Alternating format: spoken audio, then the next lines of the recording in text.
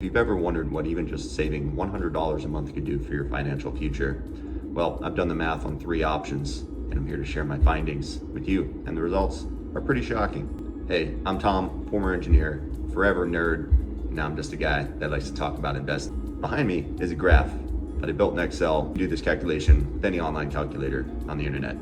But the point is, what are my options to invest $100 a month, every month, for the next 30 years, and what kind of returns could I see based on the strategy I choose? Strategy number 1 is to put that money in my traditional savings account with my bank or credit union and just keep stockpiling my $100 a month every month there and let it ride. And 2 very important things to know. 1 is that in a traditional savings account, that money is earning, for all intents and purposes, 0% interest, yet getting hit with inflation, which for my model assumes 3%. Therefore, you're losing essentially 3% every year on that money that you save. Thus, $100 a month invested for 30 years, aka 360 months, is $36,000. Losing 3% of that value every year though, your actual value in today's dollars at the end of that period is only about $24,000, meaning you've lost close to a third of your total investment. Ouch.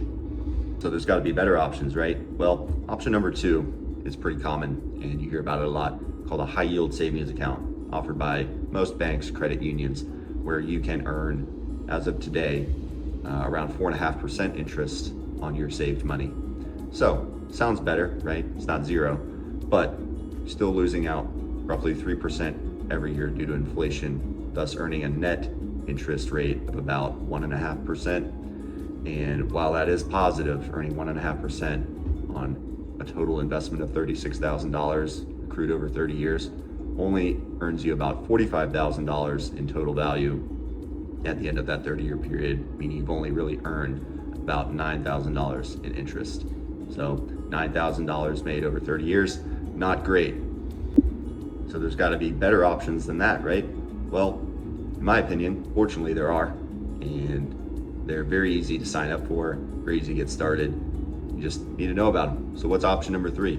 Option number 3 is to take that same $100 a month, every month, and invest it in a low-cost index fund, earning on average about 10% annually. We'll take out 3% for inflation, so 7% net earned value every year.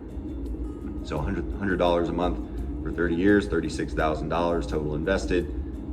You've earned over $100,000, actually closer to $110,000 in total value in today's dollars, just by changing your investment strategy and just by getting started in a low-cost index fund, which exposes you to the stock market, which offers you much more opportunity for growth of your money versus your traditional bank account, savings account, even a high yield savings account.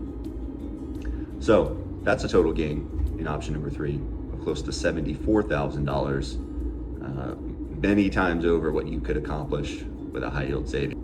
So look, here's the deal. It's your money, and you definitely get to decide what you want to do with it.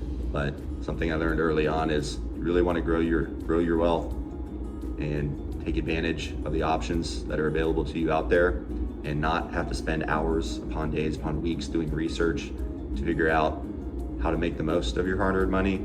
Then low-cost index funds are a great way to get started for beginner investors. Even intermediate and advanced investors, still rely on these funds. Here's the bottom line: keeping your money in a traditional bank account, savings account, even a high yield savings account might feel safe, right? The money is visible, it's easy to access, and you don't really have to do a lot of work to set that up.